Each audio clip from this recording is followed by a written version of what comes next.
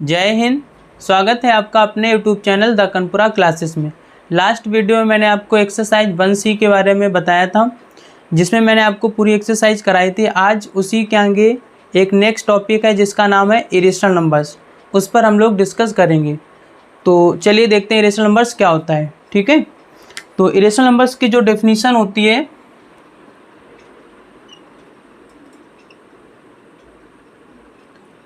Irrational numbers की जो definition होती है वो इस तरह से होती है।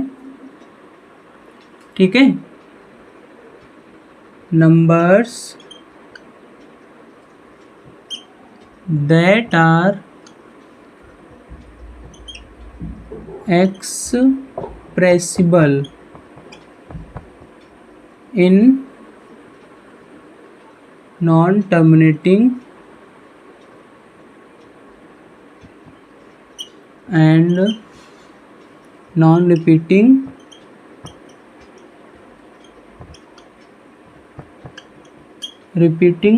decimal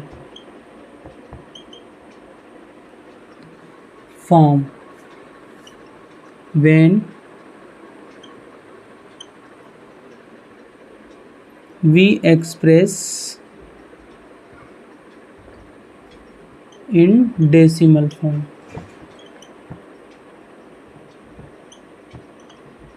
ठीक है, numbers that are expressible in non terminating and non repeating decimal when we express in decimal forms are known as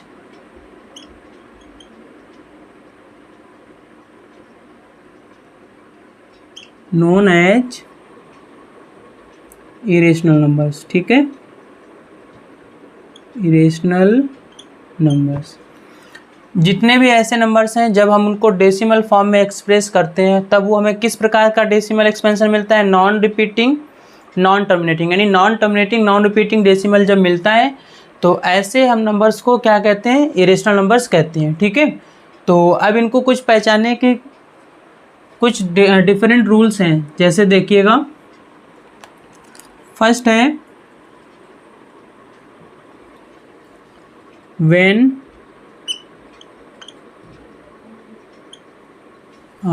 m is a positive integer. m एक कोई नंबर है मान लीजिए और एक वो पॉजिटिव इंटीजर है। when m is a positive integer and is not a perfect square root। ठीक है, मतलब which is not a perfect square root, यानी एक ऐसा m पॉजिटिव इंटीजर जिसका एक परफेक्ट स्क्वायर रूट नहीं है। ठीक है, तो उस नंबर को हम इरेशनल नंबर्स कहते हैं। एग्जाम्पल देखिए, जैसे मैंने राइट किया √1, तो देखिए 1 का square root perfect square root 1 आ जाएगा। और अगर √2 की बात करेंगे तो इसका परफेक्ट स्क्वायर रूट नहीं निकलेगा। ठीक है, √3 का भी नहीं निकलेगा, √4 का तो निकल आएगा, तो यहाँ हो जाएगा 2। तो जिनका जिनका निकल आया, जैसे √1 है और √4 है। ठीक है, तो ये तो आपके क्या हो गए? रेशनल नंबर हो गए। ये क्या हो गए? Rational number. ठीक है, अब जैसे √3 है, √2 है, √5 है, √6 है, √7 एटसेट्रा, ऐसे जितने भी हैं जिनका परफेक्ट स्क्वायर रूट नहीं निकलता है वो सब के सब हमारे क्या नंबर होते हैं? इरेशनल नंबर्स होते हैं। ठीक है, तो ये तो फर्स्ट पॉइंट था। अब सेकेंड देखिएगा,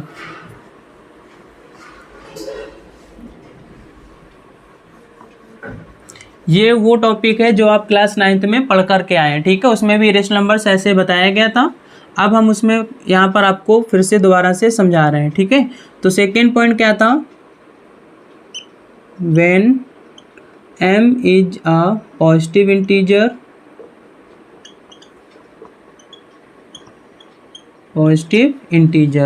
and has not a perfect cube root,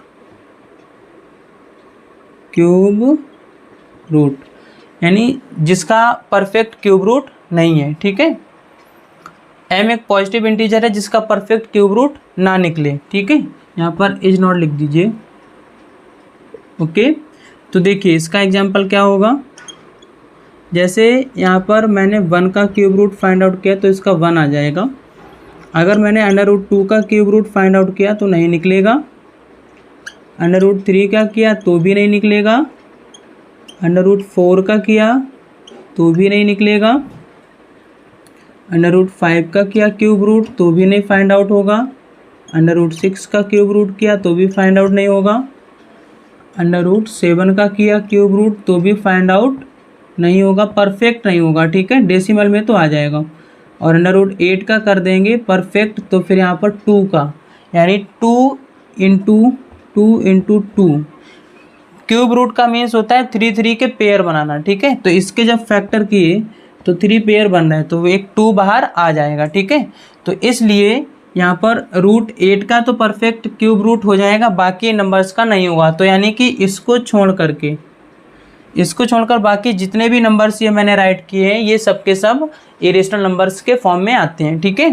ये था सेकेंड पॉइंट। अब देखिएगा थर्ड पॉइंट।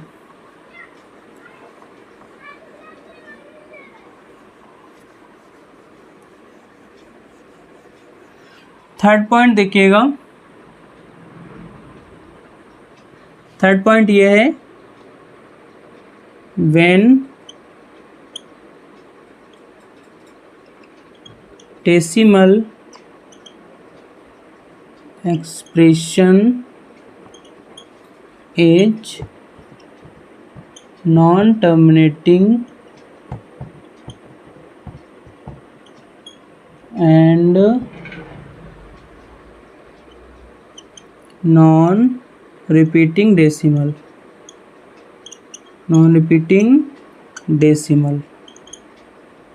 मतलब जब एक डेसिमल एक्सप्रेशन कर रहे हैं किसी नंबर का, वो किस फॉर्म में आ रहा हो, non terminating and non repeating decimal के फॉर्म में। तो फॉर एग्जांपल देखिए 0.141441 एट्सेट्रा, इस तरह से यहाँ पर डैश डैश लग जाएगा।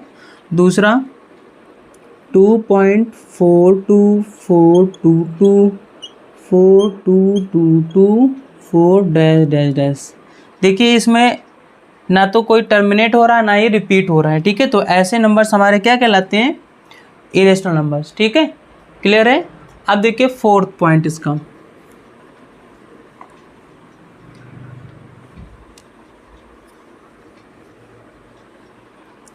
फोर्थ पॉइंट देखिएगा। फोर्थ पॉइंट ये है pi is an irrational number,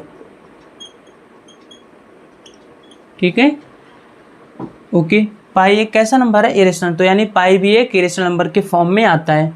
तो इरेशनल नंबर की डेफिनेशन समझ में आई, और जो मैंने अभी 4 पॉइंट्स बताए वो आपको समझ में आए होंगे।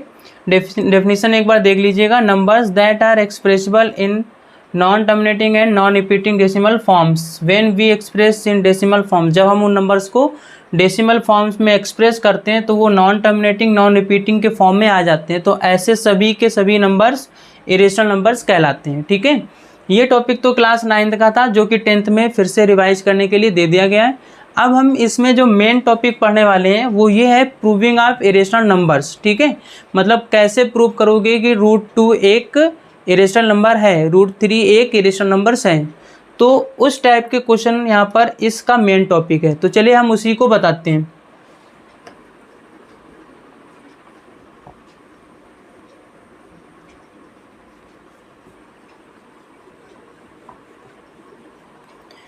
देखिए जैसे यहाँ पर एक एग्जाम्पल दिया गया है, प्रूव दैट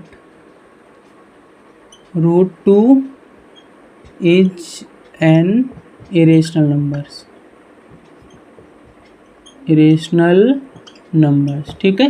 यानी इरेशनल नंबर है, प्रूव करके दिखाए √2 एक इरेशनल नंबर है। तो जब भी इस टाइप के आपको प्रूव करने का है, √2, √3, √5, √6, √7 एट्सेट्रा जो भी आएगा, तो हमें सबसे पहले उसमें करना क्या होता है, सबसे पहले हम क्या करेंगे, इसका जस्ट अपोजिट लेट कर लेंगे, ठीक है। यहाँ पर वो कह रहे हैं कि प्रूव दैट रूट 2 एक इरेशनल नंबर है, तो हम क्या लेट करके चलेंगे, हम लेट करके चलेंगे यहाँ पर let root 2 is a rational number, just उसका अपोजिट लेट कर लेंगे, root 2 is a rational number. ठीक है, ये लेट कर लिया। अब जब अगर मैंने लेट कर लिया कि रूट 2 एक रेशनल नंबर है, तो फिर ये रूट 2 किस फॉर्म में रहा होगा, पी अपॉन क्यू के फॉर्म में रहा होगा। ठीक है, तो हम आगे क्या राइट कर देंगे, where root 2 equals to p upon q, इस फॉर्म में रहा होगा। ओके, एंड यहाँ पर राइट करेंगे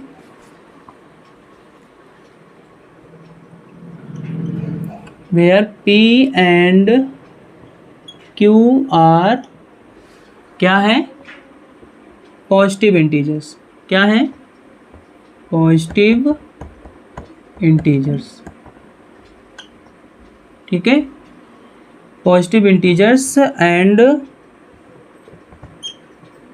there has no common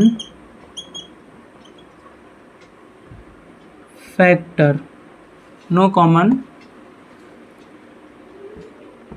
factor other than 1, जिसमें 1 के अलावा कोई भी दूसरा कॉमन फैक्टर नहीं है। ठीक है, तो ये मैंने क्या लेट किया, पहले रूट 2 एक रेशनल नंबर है जहाँ पर रूट 2 पी अपॉन क्यू के फॉर्म में रहेगा, p and q are positive integers and there has no common factor other than 1, इन दोनों में कोई भी 1 के अलावा कॉमन फैक्टर नहीं रहा होगा। ठीक है, और यहाँ पर एक और पॉइंट राइट कर दोगे, and q is not equals to 0। ठीक है, तो क्योंकि हमने इसको रेशनल नंबर लेट कर लिया है, और यहाँ पर रूट 2 इक्वल्स टू क्या राइट करते हैं, पी अपॉन क्यू, ये बात आ गई समझ में। ओके, नेक्स्ट स्टेप क्या करोगे, देखिए यहाँ राइट करोगे on squaring both sides, both sides इसका स्क्वायर कर दोगे तो यहाँ पर हो जाएगा 2 equals to p square upon q square. ठीक है, ये हो जाएगा। अब इसको थोड़ा सॉल्व कर लीजिएगा, इसको सॉल्व कैसे करोगे, देखिए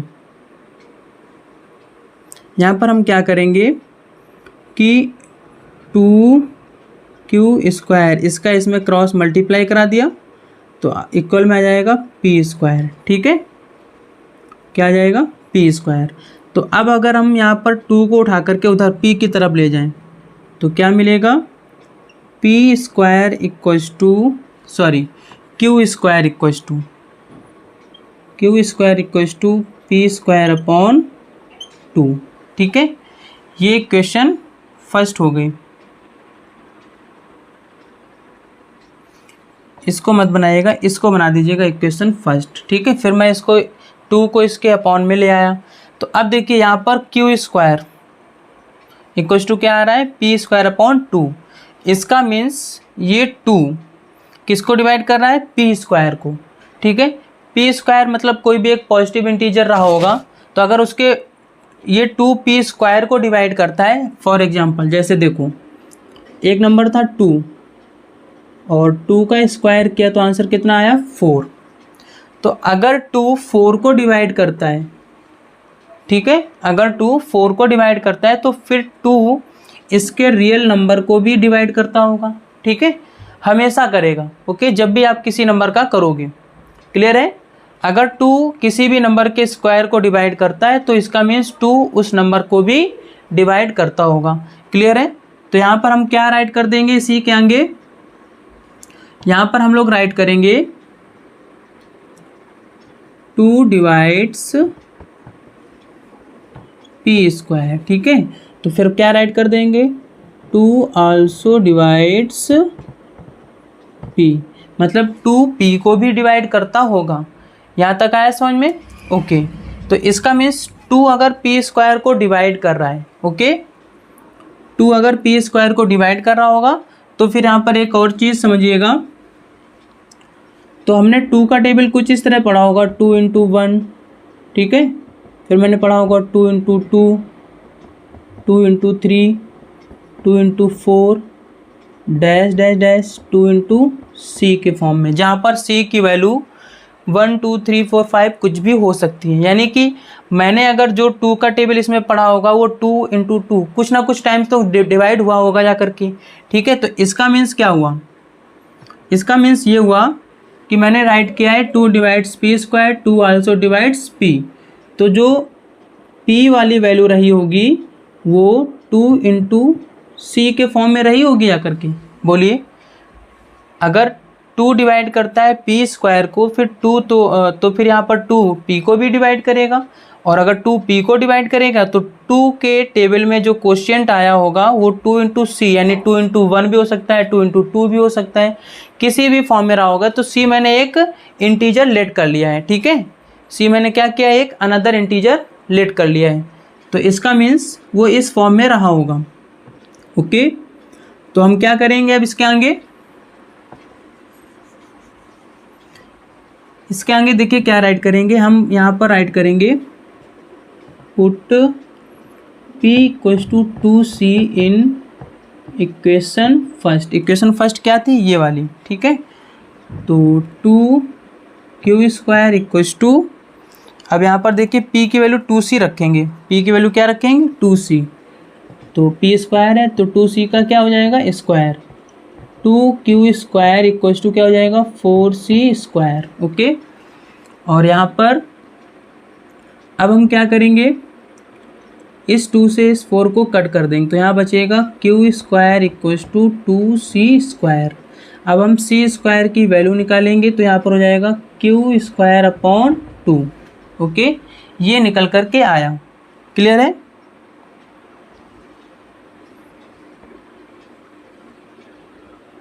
इस तरह से, ठीक है। तो ऊपर का ये पोर्शन इरेज कर देते हैं।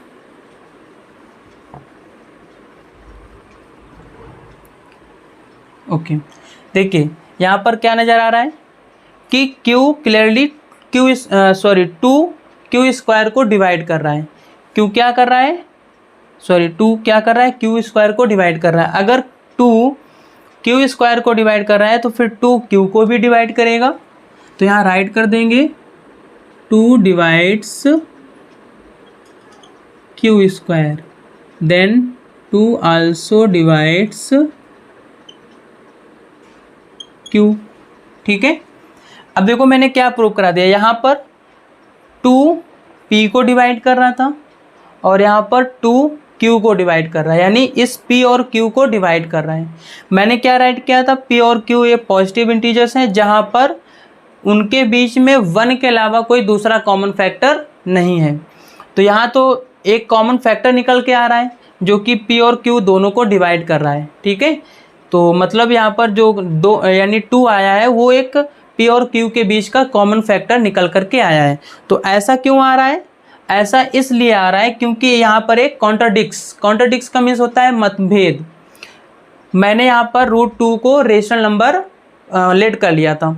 अगर मैंने √2 को रेशनल नंबर लेट कर लिया है, ठीक है, तो उसकी वजह से यहाँ पर P और Q का एक कॉमन फैक्टर आ रहा है। अगर हम यही मानना बंद कर दें कि √2 एक रेशनल नंबर है तो फिर ये कॉन्ट्राडिक्स आएगा ही नहीं, ठीक है। तो इसका मीन्स क्या होगा कि यहाँ पर अगर हम √2 को रेशनल नंबर मानना बंद कर दें तो फिर √2 क्या होगा, एक इरेशनल नंबर होगा। यहाँ तक आया समझ में? तो इसका मीन्स यही है कि यहाँ पर 2 डिवाइड्स कर रहा है Q स्क्वायर को, 2 आल्सो डिवाइड करेगा किसको, Q को, ठीक है। तो हम आगे क्या राइट करेंगे देखिए, तो यहाँ पर हम राइट कर देंगे 2 is a common factor of P and Q। Okay, P and Q का 2 क्या है, कॉमन फैक्टर है। ओके, अब यहाँ तक तो आपको समझ में आ चुका था। तो ये वाली लाइन में हटा देता हूँ।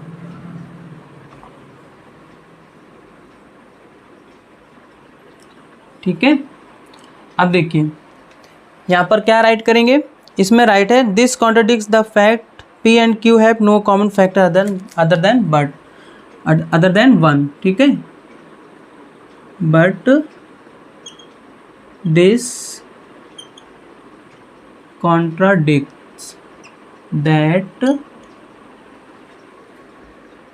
P and Q have no common factor other than 1। ठीक है, मतलब ये कॉन्ट्राडिक्स किस वजह से आ रहा है? मैंने जो कॉन्ट्राडिक्स माना था वो मैंने ये माना था कि P और Q के कोई भी कॉमन फैक्टर नहीं होंगे 1 के अलावा। तो ये मतभेद कैसे आया? इसकी वजह से आया कि मैंने 2 को यानी √2 को एक रेशनल नंबर लेट करना शुरू कर दिया था। ठीक है, तो this the contradiction arises by assuming that, okay, तो यहाँ पर राइट करेंगे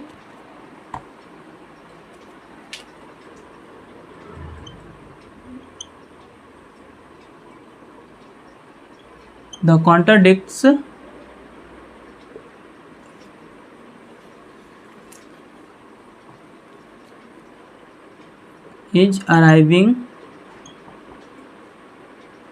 arises होगा। ठीक है, the contradicts arises that √2 is a rational number। ठीक है, कॉन्ट्राडिक्स किस वजह से अराइज हुआ? जब क्योंकि मैं मान रहा हूँ √2 एक रेशनल नंबर है। अगर मैं √2 को ये मानना बंद कर दूँ कि ये रेशनल नंबर है तो फिर ये कॉन्ट्राडिक्स आएगा ही नहीं। तो इसका मीन्स √2 फिर एक कैसा नंबर रहा होगा? Irrational number. तो नीचे क्या राइट कर दोगे? √2 इज अ इरेशनल नंबर। ठीक है, तो यहाँ पर क्या राइट करोगे? 10 √2 इज एन इरेशनल नंबर। ठीक है, इस तरह से आप इस क्वेश्चन को करेंगे। तो मतलब ऐसे ही क्वेश्चंस आपको आगे प्रूव करने को आने वाले हैं। ठीक है, तो क्वेश्चन क्या था? क्वेश्चन ये था कि √2 को हमें ये प्रूव करा के दिखाना था कि वो एक इरेशनल नंबर है। तो सबसे पहले ऐसे जब भी क्वेश्चन करोगे तो आप क्या लेट करोगे कि √2 एक रेशनल नंबर है, और अगर रेशनल नंबर है तो फिर उसे P/Q के फॉर्म में राइट किया जा सकता है, क्योंकि हम लेट कर रहे हैं √2 को एक रेशनल नंबर। तो अगर हम लेट कर लेंगे कि मान लिया मैंने √2 एक रेशनल नंबर है, तो फिर √2 को P/Q के फॉर्म में राइट किया जा सकता है, जहाँ पर P और Q क्या थे? दो पॉजिटिव इंटीजर थे जिनके बीच में कोई भी कॉमन फैक्टर नहीं था 1 के अलावा। ठीक है, फिर जब मैंने इसको सॉल्व किया तो पहले 2 ने डिवाइड किया P² को, फिर 2 P को भी डिवाइड करेगा। ठीक है, तो मतलब जब इस तरह से डिवाइड 2P को कर रहा था तो मतलब 2 का जो टेबल रहा होगा वो 2 × C के फॉर्म में रहा होगा।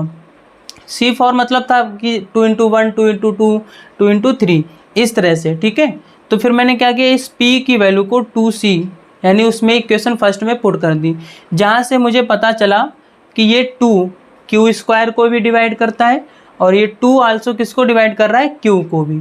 तो इसका मीन्स यहाँ पर क्या हो गया? यही दो यानी जो ये 2 है सेम नंबर P और Q को डिवाइड कर रहा है, जबकि मैंने ऊपर कह रखा था कि P और Q में 1 के अलावा कोई दूसरा फैक्टर नहीं है। लेकिन यहाँ जब इसको मैंने प्रूफ किया तो यहाँ पर 2 दोनों को डिवाइड कर रहा था, P और Q को। ये कॉन्ट्राडिक्स किस प्रकार आ रहा है? यहाँ पर क्या हो गया? 10 2 is a common factor of P and Q। मतलब इस प्रकार तो P और Q का कॉमन फैक्टर क्या हो गया? 2। But this contradicts that P and Q have no common factor other than 1। लेकिन हमने तो माना था कि जो है P और Q का कॉमन फैक्टर होगा नहीं 1 के अलावा। तो ये 2 कहाँ से आ रहा है? वो आ रहा है कॉन्ट्राडिक्स अराइजेस दैट √2 एक रेशनल नंबर है। मतलब जब हमने ये लेट कर लिया कि √2 एक रेशनल नंबर है, तब ये कॉन्ट्राडिक्स अराइज हुआ कि 2 उनका P और Q का एक कॉमन फैक्टर है। अगर हम √2 को ये मानना बंद कर दें कि ये एक रेशनल नंबर है, तो फिर वो क्या नंबर रहा होगा? वो एक इरेशनल नंबर रहा होगा। तो इस तरह से आप इसको करेंगे। चलिए अब प्रूव करके दिखाते हैं कि √3 एक इरेशनल नंबर है। देखिए कैसे करेंगे। यहाँ पर एग्जांपल नंबर 2 है, √3 is an irrational number, prove that. ठीक है। Prove that root 3 is an irrational number, ठीक है। तो मैंने क्या बताया था कि जब भी आपको इस तरह के क्वेश्चन प्रूव कराने होंगे तो हम क्या करेंगे, पॉसिबल हो सके तो हम इसको उसके जस्ट अपोजिट लेट करेंगे कि अगर रूट 3 एक इरेशनल नंबर प्रूव कराना है तो हम यहाँ पर क्या राइट कर देंगे, let root 3 is a rational number, ठीक है। अब अगर ये रेशनल नंबर है, ठीक है, तो फिर ये कुछ इस तरह से रहा होगा, root 3 equals to p upon q के फॉर्म में रहा होगा, ठीक है। फिर क्या राइट कर दोगे, इसी के आगे राइट कर दोगे where p and q are integers. क्या है, इंटीजर्स हैं। Where p and q are integers having no common factor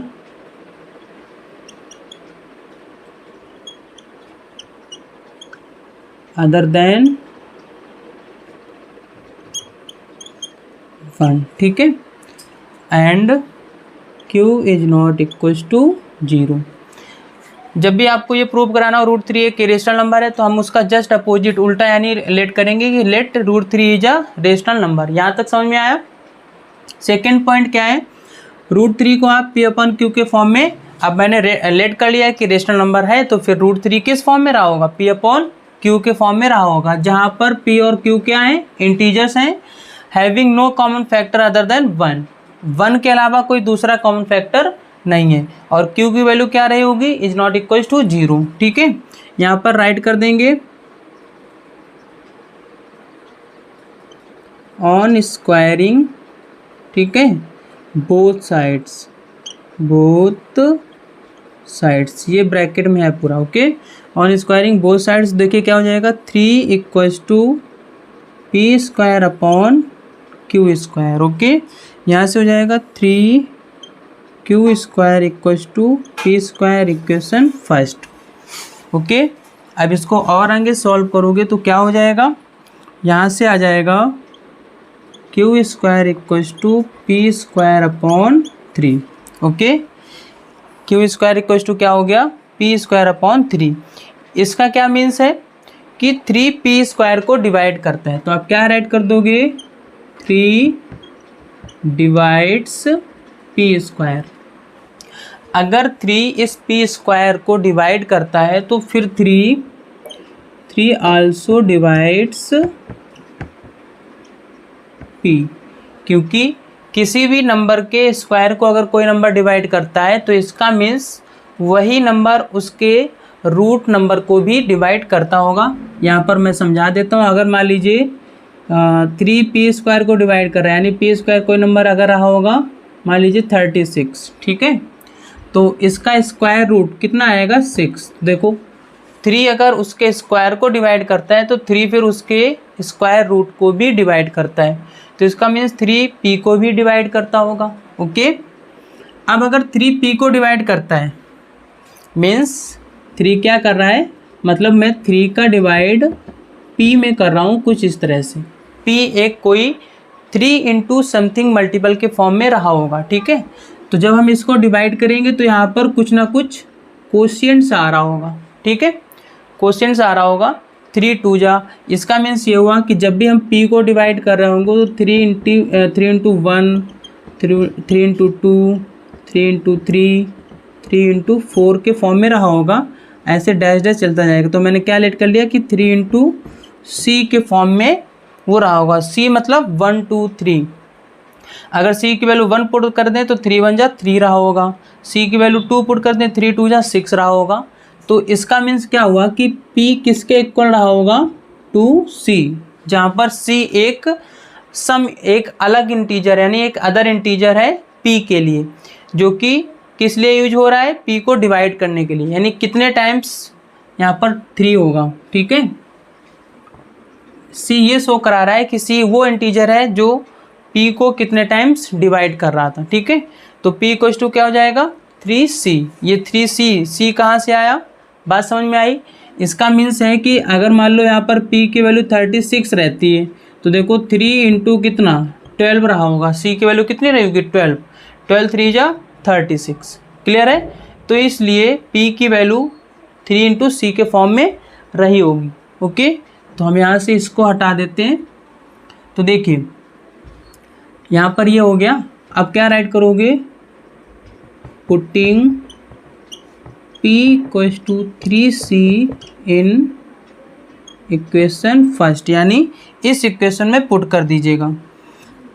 तो देखिए यहाँ पर 3q स्क्वायर इक्वल्स टू, यहाँ पर p स्क्वायर की जगह आप 3c रखोगे तो क्या हो जाएगा 9c स्क्वायर। ओके, अब ये 3 से यहाँ पर q स्क्वायर बचेगा। क्लियर है? यहाँ पर हो जाएगा 3q स्क्वायर अपॉन 9 और इक्वल में c चलेगा, c स्क्वायर। 3 1 जा 3, 3 3 जा 9, यानी हमारे पास क्या हो गया q square upon 3 equals to c square. Okay, इसको इरेज कर देते हैं। देखिए इसी के आगे और सॉल्व करेंगे तो इसका मीन्स हम अगर इसको सीधा राइट कर दें इस तरह से q स्क्वायर अपॉन 3, तो यहाँ से क्या समझ में आ रहा है कि 3q स्क्वायर को कम्प्लीटली डिवाइड करता है। तो हम यहाँ राइट करेंगे 3 डिवाइड्स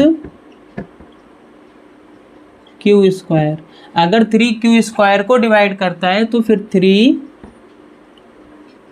आल्सो डिवाइड्स q, तो फिर 3q को भी डिवाइड करता होगा। ठीक है, अब देखिए 3 यहाँ पर 3p को डिवाइड कर रहा था, यहाँ पर 3q को डिवाइड कर रहा था। इसका मीन्स √3 जो लिखा था p अपॉन q के फॉर्म में लिखा हुआ था, तो 3p को भी डिवाइड कर रहा है, 3q को भी डिवाइड कर रहा है। मैंने राइट किया है कि where p and q are integers having no common factor other than 1। यहाँ तो ये लिख दिया था कि इनका 1 के अलावा कोई फैक्टर होगा नहीं। ठीक है, लेकिन यहाँ पर 3 एक कॉमन फैक्टर निकल के आ रहा है, तो अब क्या राइट कर दोगे 3 is a common factor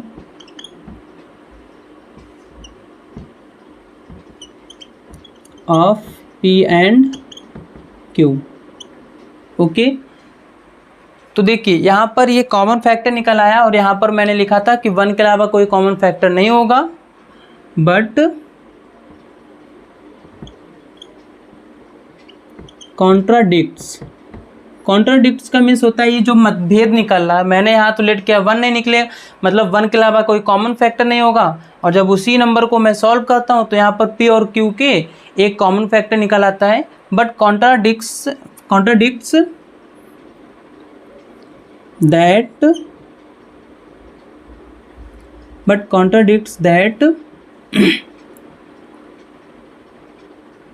p and contradicts क्या हो गया था यहाँ पर,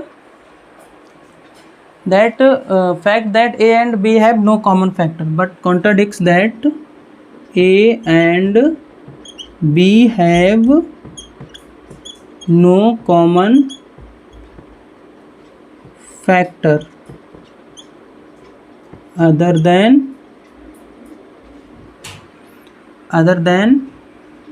1।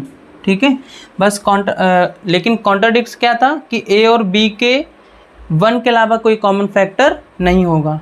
ये बात यहाँ पर समझ में आई? फिर से समझिए, यहाँ पर मैंने ये सब कुछ समझाया आपको कि जब √3 एक रेशनल नंबर अगर प्रूव कराना है तो आप क्या लेट करोगे कि √3 एक रेशनल नंबर है, और तो अगर रेशनल नंबर है तो फिर उसे इस p अपॉन q के फॉर्म में राइट किया जा सकता है, जहाँ पर p और q क्या है इंटीजर्स हैं जिनका 1 ही कॉमन फैक्टर हो सकता है। स्क्वायर किया तो यहाँ पर पता चला कि 3p स्क्वायर को डिवाइड करता है, तो फिर 3p को भी डिवाइड करेगा। अब अगर 3p को डिवाइड कर रहा है तो यानी कि 3 का जो टेबल था वो 3 इंटू सी के फॉर्म में रहा होगा। p की वैल्यू मैंने उठा करके इक्वेशन फर्स्ट में पुट कर दी, वहाँ से पता चला कि 3 ही q को भी डिवाइड करता है, तो फिर 3 जो है q स्क्वायर को डिवाइड करता है, 3q को भी डिवाइड करेगा जा करके। यहाँ पर p और q रेशनल नंबर के फॉर्म में था जहाँ पर कोई उसको 1 के अलावा डिवाइड नहीं करता, तो इस प्रकार 3 एक कॉमन फैक्टर मिल गया p और q का। लेकिन ये कॉन्ट्राडिक्ट्स हमने पहले क्या माना था कि a और b have no common factor other than 1।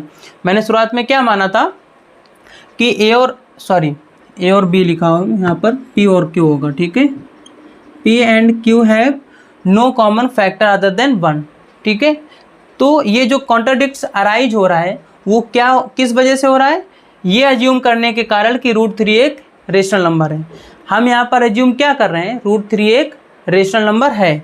तो अगर √3 को हम ये मानना बंद कर दें कि रेशनल नंबर है, तो फिर वो क्या नंबर रहा होगा, √3 एक इरेशनल नंबर रहा होगा। तो अभी इसके आगे क्या राइट करेंगे हम, देखिए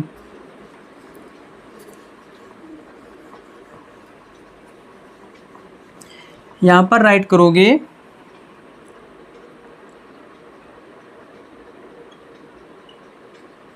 कॉन्ट्राडिक्ट्स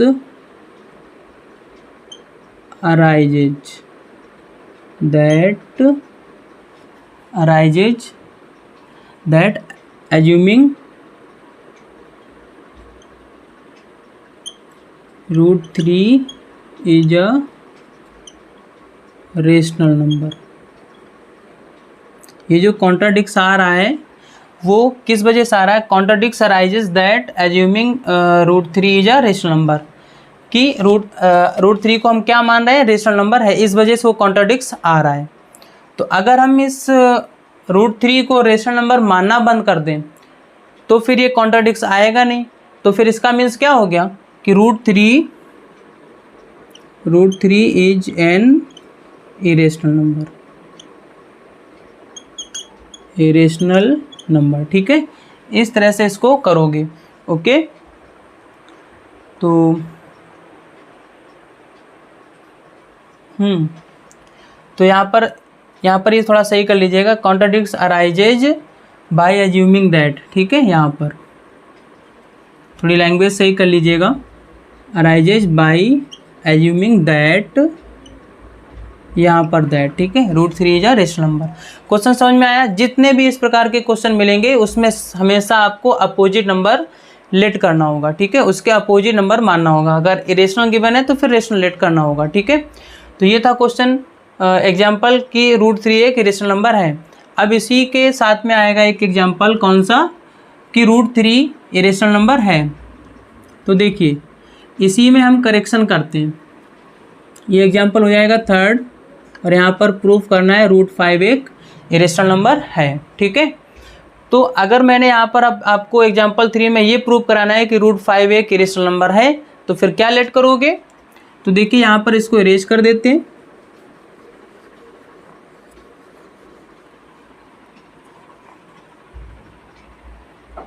तो आपको लेट करना होगा, let √5 is a rational number, ठीक है। अब अगर √5 को रेशनल नंबर लेट कर लिया है तो फिर √5 कैसा रहा होगा, एक रेशनल नंबर जो कि P/Q के फॉर्म में रहा होगा। यहाँ पर फिर आप क्या राइट करोगे, where P and Q are integers, P and Q are integers having no common factor other than 1 and Q is not equals to 0, ठीक है। ये इसके साथ में राइट करोगे। अब देखिए यहाँ पर ये इस स्क्वायर के इस फॉर्म में लिखा हुआ है, तो अगर हम यहाँ पर से उसके नेक्स्ट स्टेप करेंगे तो क्या लिखेंगे, on squaring both sides, square कर देंगे तो यहाँ पर 5 आ जाएगा, इधर हो जाएगा P²/Q²। इसका क्रॉस मल्टीप्लाई करा देंगे तो देखिए क्या आ जाएगा, ये हो जाएगा 5Q² = P²। इसको हम इक्वेशन फर्स्ट लेट कर देंगे, इसको और आगे सॉल्व कर दोगे तो क्या मिलेगा, देखिए यहाँ पर अगर हम ये राइट कर दें, देखिए Q² = P²/5, ओके। तो यहाँ पर मैंने 5 को ये मल्टीप्लिकेशन के फॉर्म में था, यहाँ डिवाइड के फॉर्म में ले आया। तो यहाँ पर Q² = P²/5 हो गया। यहाँ पर क्या शो हो रहा है कि 5 P² को डिवाइड करता है, यही तो है। तो यहाँ पर राइट कर देंगे 5 डिवाइड्स पी स्क्वायर। ठीक है, अगर 5 पी स्क्वायर को डिवाइड करता है तो फिर 5 उसके स्क्वायर रूट के नंबर को भी डिवाइड करेगा। ये मैंने एग्जांपल हर एक में बताया है और इसमें भी फॉलो होगा। ठीक है, ये एक फैक्ट है कि अगर कोई नंबर उसके स्क्वायर नंबर को डिवाइड करता है तो इसका मीन्स वो नंबर उसके रूट नंबर को भी डिवाइड करेगा। तो इसका मीन्स 5 पी को भी डिवाइड करेगा। क्लियर है? अब जब 5 पी को डिवाइड करेगा तो p की वैल्यू कुछ भी हो सकती है। मान लीजिए मैंने यहाँ पर राइट किया यहाँ पर कि 5 की p की वैल्यू 25 रही होगी, तो 5 इंटू 5 किया गया होगा। तो देखो यहाँ पर ये 5 इंटू 5, यानी कि यहाँ पर हम क्या राइट कर देंगे कि p किस फॉर्म में रहा होगा, 5 इंटू सी के फॉर्म में रहा होगा। अगर p की वैल्यू 25 है तो c की वैल्यू 5 हो जाएगी, p की वैल्यू 30 है तो c की वैल्यू 6 हो जाएगी जा करके। तो इसलिए p किस फॉर्म में रहा होगा, 5 इंटू सी के फॉर्म में, जहाँ पर c एक अलग इंटीजर है। क्लियर है? ओके, तो देखिए p किस फॉर्म में रहा होगा, 5 इंटू सी के फॉर्म में। अब मैं क्या करूँगा, putting p equals to 5c, क्या लिखेंगे 5c इन इक्वेशन फर्स्ट। ये रही वो इक्वेशन फर्स्ट। ठीक है, पुट कर दीजिएगा, जहाँ जहाँ 3 है वहाँ 5 हो जाएगा। ठीक है, तो इसको मैं इरेज कर देता हूँ। तो देखिए यहाँ पर क्या राइट करोगे, यहाँ पर हो जाएगा क्यू स्क्वायर, ठीक है, equals to 5 q square equals to यहाँ पर हो जाएगा 25c स्क्वायर। ओके, अब हम क्या करेंगे कि 5 क्यू स्क्वायर अपॉन यहाँ पर 25 ले आते हैं और यहाँ पर रहेगा सी स्क्वायर।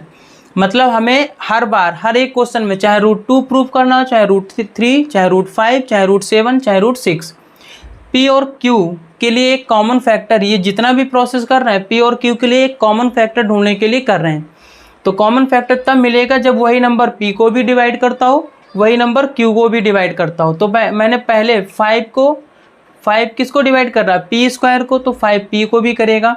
अब हम यहाँ पर वो ये वाला ढूंढना चाहते हैं कि 5 क्यू को डिवाइड करेगा या नहीं करेगा। तो इसलिए हम सी की वैल्यू फाइंड आउट करेंगे और क्यू के नीचे उस 25 को ले जाएंगे, तभी पता चलेगा कि ये 5 क्यू को डिवाइड करेगा कि नहीं करेगा। तो देखिए 5 1 5, 5 5 25, यानी हमारे पास बचेगा क्या, c square equals to q square upon 5। जब ये 5 इस क्यू स्क्वायर के नीचे आएगा तभी हम पता कर सकते हैं कि ये 5 क्यू को डिवाइड करता होगा या नहीं। तो इस तरह से आ गया। अब देखो यहाँ पर सी स्क्वायर की वैल्यू क्या आ गई, क्यू स्क्वायर अपॉन 5। इसका मीन्स क्या हो गया कि 5 डिवाइड्स क्यू स्क्वायर। 5 अगर क्यू स्क्वायर को डिवाइड करता है तो 5 फिर क्यू को भी डिवाइड करता होगा। बात आगे समझ में?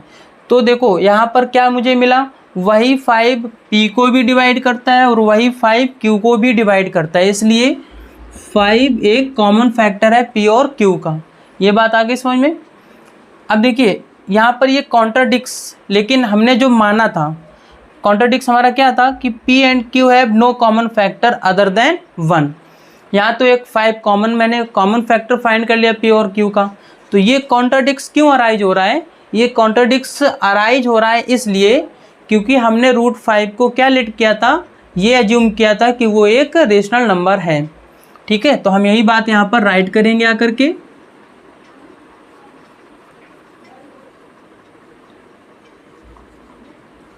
तो देखिए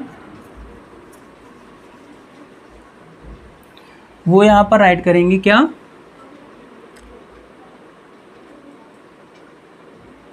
this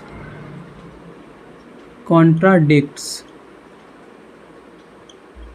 arises by assuming that √5 is a rational number. ठीक है, रेशनल नंबर। तो ये जो कॉन्ट्राडिक्स अराइज हो रहा है कि यहाँ पर एक कॉमन फैक्टर मिला, मैंने कहा था कि कॉमन फैक्टर नहीं मिलेगा, वो इस वजह से मिला है क्योंकि मैंने √5 को एक रेशनल नंबर लेट किया था। अगर हम ये मानना छोड़ दें कि √5 एक रेशनल नंबर है तो ये कॉन्ट्राडिक्स मिलेगा ही नहीं। जब कॉन्ट्राडिक्स नहीं मिलेगा तो फिर अगर हम यही मानना छोड़ देंगे कि √5 एक रेशनल नंबर नहीं है, तो फिर वो नंबर कौन सा रहा होगा? वो नंबर रहा होगा √5 इज एन इरेशनल नंबर। इस तरह से आप इन क्वेश्चंस को प्रूव करा सकते हैं। मतलब यही एक तरीका है इनको इरेशनल नंबर प्रूव कराने का, ठीक है। इस तरह से आप इस क्वेश्चन को कर सकते हैं। ये एग्जाम्पल 3 था। इसी तरह से एग्जाम्पल होगा 6 वाला, ठीक है। तो इसमें एक और एग्जाम्पल दिया गया है, prove that P is an irrational number, ठीक है। मतलब यहाँ पर नंबर ना दे करके उन्होंने इसको थ्योरम के फॉर्म में दिया है, ओके। तो ये जो मैंने एग्जाम्पल समझाए हैं, ठीक है, उसी से रिलेटेड अब एक थ्योरम टाइप की है। तो देखिए कैसे, अगर मैं यहाँ पर राइट कर दूँ, क्योंकि नंबर से इसलिए पहले समझाया ताकि आपको समझ में आ जाए, ओके। तो यहाँ पर क्या राइट कर देंगे, √P एक इरेशनल नंबर है, ठीक है। अब √P यानी P की वैल्यू कुछ भी हो सकती है, अंदर 2 भी हो सकती है, 3 भी हो सकती है, 5 भी हो सकती है, 6 भी हो सकती है, यानी कुछ भी हो सकती है, ठीक है। तो इसको अगर प्रूव कराना है, ओके, तो मैंने क्या बताया था कि इसका जस्ट अपोजिट लेट करेंगे, ओके। तो इस थ्योरम को कैसे करोगे, सेम उसी मेथड पर करेंगे जैसे अभी ये दोनों एग्जांपल्स मैंने समझाए, ठीक है। तो देखिए यहाँ पर क्या राइट करोगे, let √P is a rational number. कैसा नंबर रहा होगा, रेशनल। अगर रेशनल नंबर लेट कर लिया है तो फिर √P को हम, अब P है तो P/Q नहीं लिखेंगे, यहाँ पर A/B राइट कर देंगे, वो A/B के फॉर्म में रहा होगा। क्लियर है, ओके। तो जहाँ पर मैंने ये क्या राइट किया, यहाँ पर राइट कर रहा हूँ where A and B are integers. क्या है, इंटीजर्स हैं, ठीक है। Having no common factor other than 1, ठीक है। And B is not equal to 0। ये मैंने यहाँ पर लेट कर दिया है, ओके। तो अब यहाँ पर हम इसका स्क्वायर करेंगे, ऑन स्क्वायरिंग बोथ साइड्स। देखिए क्या हो जाएगा, P = A² / B² हो जाएगा, ठीक है। अब देखिए यहाँ पर अगर मैं इसको इधर सॉल्व कर दूँ तो क्या हो जाएगा, PB² = A², ओके। तो ये इक्वेशन हो जाएगी फर्स्ट। इसको और आगे सॉल्व करोगे तो यहाँ पर B² की वैल्यू आ जाएगी A² / P, ओके। अब इसीलिए मैंने पहले वो एग्जांपल्स बताए थे। P एक तरीके से यहाँ पर अगर मैं 5 समझूँ तो 5 रहा होगा, ठीक है। 2 समझूँ तो 2 रहा होगा, 3 समझूँ तो 3 रहा होगा। क्लियर है। तो यहाँ से ये क्या समझ में आ रहा है कि P A² को डिवाइड करता है। तो जहाँ पर यहाँ पर थोड़ा सा चेंजमेंट करना पड़ेगा। तो देखिए यहाँ पर हम क्या राइट करेंगे, P डिवाइड्स A²। अगर P A² को डिवाइड करता है तो फिर जो P होगा, P यानी कोई भी एक नंबर रूट के अंदर जो लिखा होगा 2, 3, 5, 6 एट्सेट्रा, वो A को भी डिवाइड करेगा। कोई भी नंबर जब उसके स्क्वायर वाले नंबर को डिवाइड करता है तो स्क्वायर रूट भी डिवाइड करेगा, ठीक है। तो P किस फॉर्म में रहा होगा, 5 × C के फॉर्म में रहा होगा, ठीक है। यानी सॉरी 5 × C नहीं, P × C के फॉर्म में रहा होगा। अब इसको हम P तो यहाँ पहले से लिखा हुआ है, तो P किस फॉर्म में रहा होगा,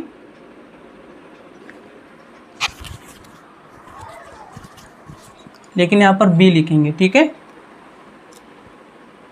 यहाँ पर P देखो, P डिवाइड करता है A² को, P A को भी डिवाइड करता है, तो इसका मीन्स A किस फॉर्म में रहा होगा, वो P × C के फॉर्म में रहा होगा, ठीक है।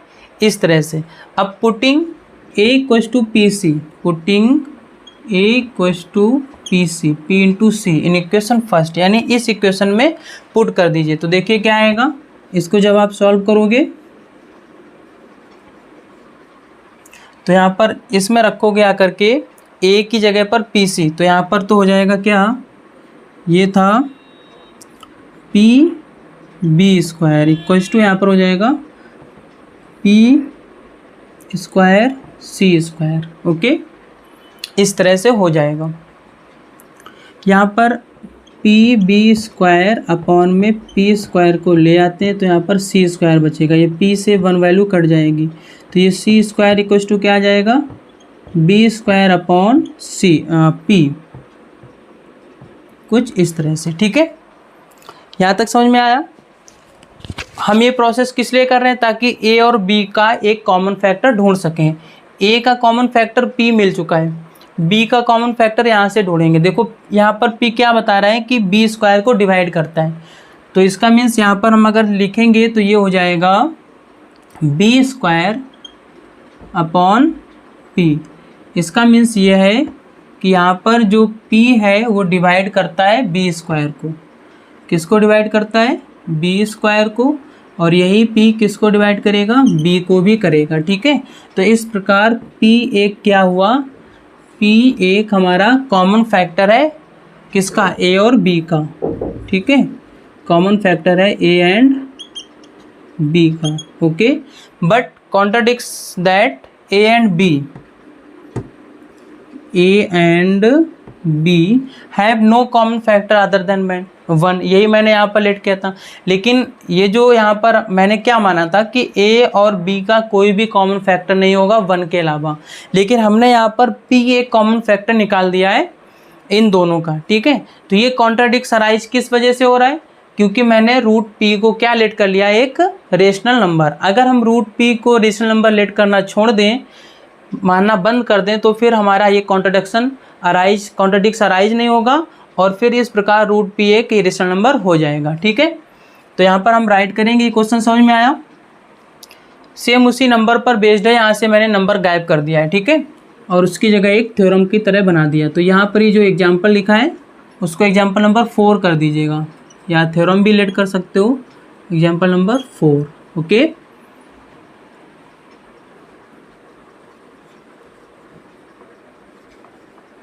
तो ये जो भी कॉन्ट्राडिक्ट अराइज हो रहा है वो किस वजह से हो रहा है, एज्यूमिंग दैट रूट पी एक रेशनल नंबर है। तो यहाँ पर क्या राइट करोगे, this contradicts arises by assuming that under root p is a rational number।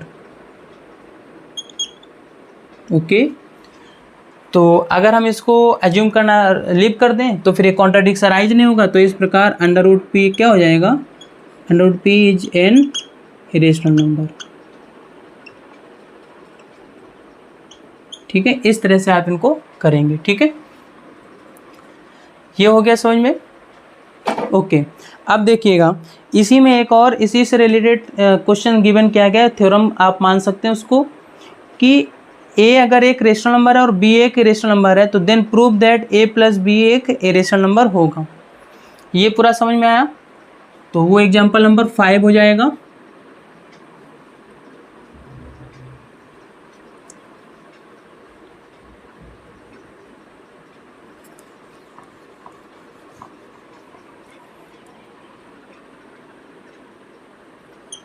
Example number कौन सा हो जाएगा, वो 5। ठीक है, उसमें क्या गिवन किया गया है, if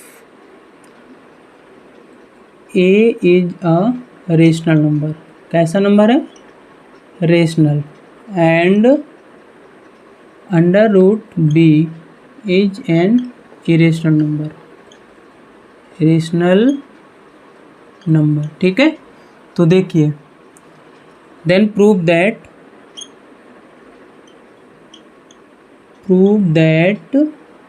A plus under root B is an irrational number, ये प्रूफ करना है। ठीक है, ओके, तो देखिए इसको कैसे करेंगे। तो मैंने क्या कहा था कि प्रूफ तो इसको करना है, ए प्लस रूट बी एक इरेशनल नंबर है, तो इसको जस्ट हम अपोजिट ले लेंगे। ठीक है, अपोजिट लेट कर लेंगे, क्लियर है।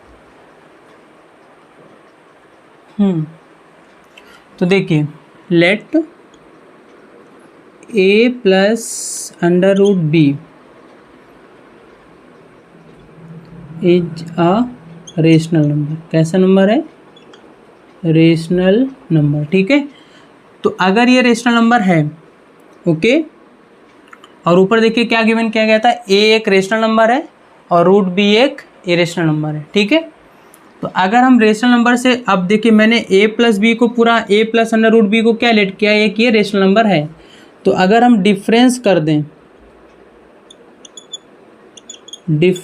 दें किसका, a plus under root b minus, यानी ये भी पूरा एक रेशनल नंबर है क्योंकि अभी ये भी लेट किया है। ठीक है, और a तो हमें एक रेशनल नंबर गिवन किया गया था, तो डिफरेंस कर देंगे, ये तो कैंसिल आउट हो जाएगा। तो जो अंडर रूट बी आया है वो एक कैसा नंबर निकल के आया है, रेशनल नंबर। कैसा नंबर निकल के आया है, रेशनल नंबर। ठीक है, क्यों? क्योंकि ये पूरा नंबर ही मैंने क्या लेट किया था, इरेशनल नंबर। ठीक है, और यहाँ पर जब मैंने डिफरेंस किया करके रेशनल नंबर का, यानी एक रेशनल नंबर का रेशनल नंबर से, तो जो आंसर मिलेगा वो रेशनल नंबर मिलेगा। लेकिन जो रूट बी है वहाँ पर वो कैसा गिवन किया गया था, एक इरेशनल नंबर। ठीक है, यहाँ जो गिवन किया गया था वो कैसा नंबर था, इरेशनल नंबर, और मैंने प्रूव क्या करा दिया, ये एक रेशनल नंबर है। तो इसका मीन्स क्या हुआ, ये जो कॉन्ट्राडिक्स आ रहा है तो वो इस वजह से आ रहा है कि मैंने ए प्लस रूट बी को एक रेशनल नंबर लेट किया है। ठीक है, तो इस वजह से यहाँ पर क्या राइट कर दोगे। अब देखिए, अगर आप सोच रहे होंगे कि अब इसको भी उसी तरह प्रूव कराएंगे जैसे रूट पी को कराया था, तो रूट पी वाला तो मैं करा के दिखा चुका हूँ। ठीक है, सेम उसी में एक कॉमन फैक्टर मिलेगा जा करके, और फिर आप लास्ट में यही लिखेंगे कि ये जो कॉन्ट्राडिक्स आ रहा है वो एज्यूमिंग करने पर क्या आ रहा है कि जो मैंने ए प्लस रूट बी को रेशनल नंबर लेट किया था उसकी वजह से। तो इतना प्रोसेस ना करा के मैं डायरेक्टली यहाँ पर क्या लिख दूंगा कि दिस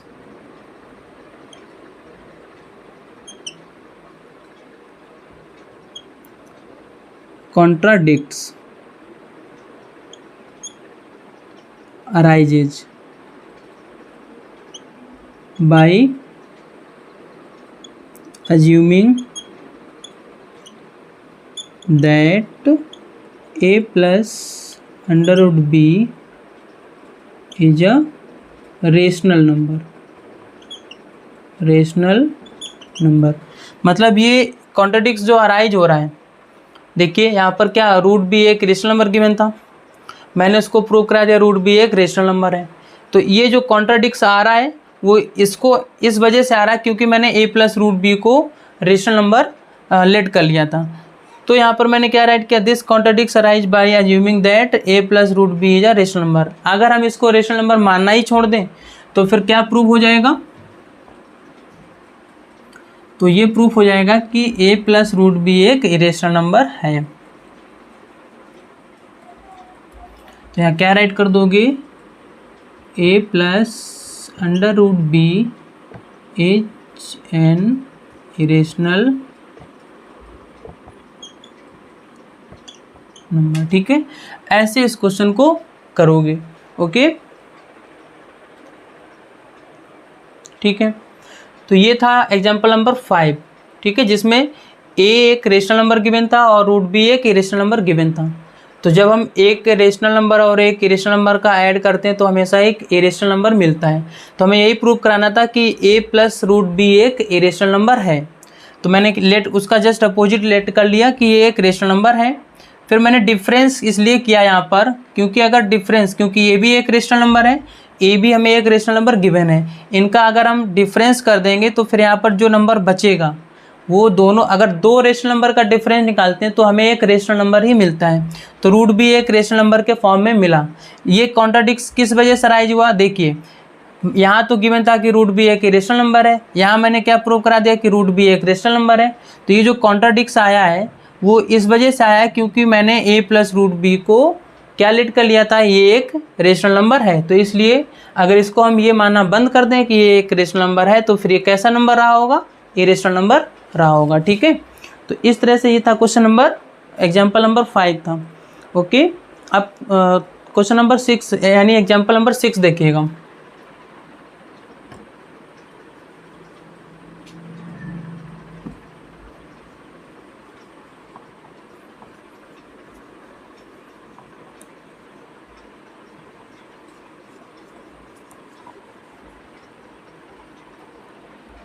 देखिए एग्जाम्पल नंबर 6 क्या गिवन किया गया है, if A is a non zero rational number, यानी ए एक रेशनल नंबर है।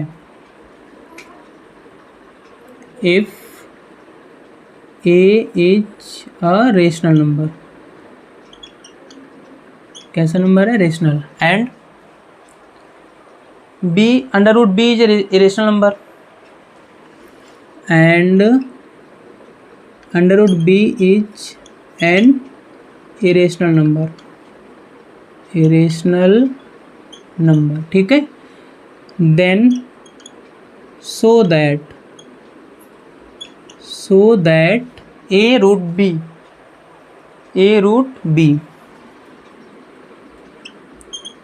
Is an irrational number, irrational number, ठीक है। तो देखिए जितने भी इस टाइप के क्वेश्चन मिलेंगे, मैंने पहले ही कह रखा है कि आप जो इसका जस्ट अपोजिट लेट करोगे। तो हम यहाँ पर क्या लेट करेंगे, हमें तो प्रूफ इसको कराना है कि ये एक इरेशनल नंबर है, तो हम पहले ही लेट कर लेंगे, let A under root B is a rational number. कैसा नंबर है, एक रेशनल नंबर है, ठीक है। तो जब अगर ये रेशनल नंबर है तो अब देखिए इसको मैंने पूरा क्या लेट कर दिया है, रेशनल नंबर है, तो ये भी रेशनल नंबर हो गया, ए भी हमारा क्या हो गया, एक रेशनल नंबर। तो हम यहाँ पर क्या कर देंगे, डिवीजन, यहाँ पर इसका क्या कर देंगे, डिवीजन कर देंगे। तो देखिए एक रेशनल नंबर में अगर हम रेशनल नंबर से डिवाइड करते हैं तो आंसर जो आता है वो भी एक रेशनल नंबर होता है, ठीक है। वो भी एक कैसा नंबर होता है, रेशनल नंबर होता है। तो इसका मीन्स जो अंडर रूट बी है वो एक कैसा नंबर है, रेशनल नंबर है। लेकिन क्वेश्चन में क्या गिवन किया गया कि अंडर रूट बी एक इरेशनल नंबर है, ठीक है। तो यहाँ पर क्या राइट कर दोगे, the contradicts is that under root b is an irrational number, ठीक है। अंडर रूट बी क्या है, एक इरेशनल नंबर है, और ये हमारा मतलब फैक्ट था, पहले से गिवन किया गया था कि वो एक इरेशनल नंबर है, लेकिन हमने प्रूव क्या करा दिया कि ये एक रेशनल नंबर है, रेशनल नंबर, ठीक है। ये रेशनल नंबर क्यों निकल के आया, क्योंकि मैंने ए रूट बी को एक रेशनल नंबर लेट किया। अब एक रेशनल नंबर को ए यानी रेशनल नंबर से डिवाइड करोगे तो उसका जो क्वोशिएंट आएगा वो एक रेशनल नंबर आता है। तो ये जो कॉन्ट्राडिक्स यहाँ पर अराइज हो रहा है कि रूट बी एक रेशनल नंबर है, जबकि गिवन था कि रूट बी एक इरेशनल नंबर है, तो ये इस वजह से हो रहा है क्योंकि मैंने ए रूट बी को क्या लेट करना शुरू कर दिया कि वो एक रेशनल नंबर है। तो अगर हम यही मानना बंद कर दें तो फिर हम यहाँ पर क्या राइट करेंगे, यहाँ पर राइट करेंगे ए, यहाँ पर एक पॉइंट और राइट करेंगे, वो पॉइंट ये है this contradicts arises by assuming that a root b is a rational number। ये कॉन्ट्राडिक्स किस वजह से अराइज हुआ, ये मानने पर कि रूट बी एक रेशनल नंबर है। तो अगर हम इसको मानना ही बंद कर दें तो यहाँ पर क्या हो जाएगा कि a root B is an irrational number, ठीक है। तो ये कॉन्ट्राडिक्स अराइज नहीं होगा और ये फिर ए रूट बी कैसा नंबर रहा होगा, एक इरेशनल नंबर रहा होगा। तो ये थे इस एक्सरसाइज से पहले के सभी एग्जाम्पल्स, जो कि कुछ उसमें थ्योरम के टाइप के भी थे। तो जय हिंद, मिलते हैं नेक्स्ट वीडियो में।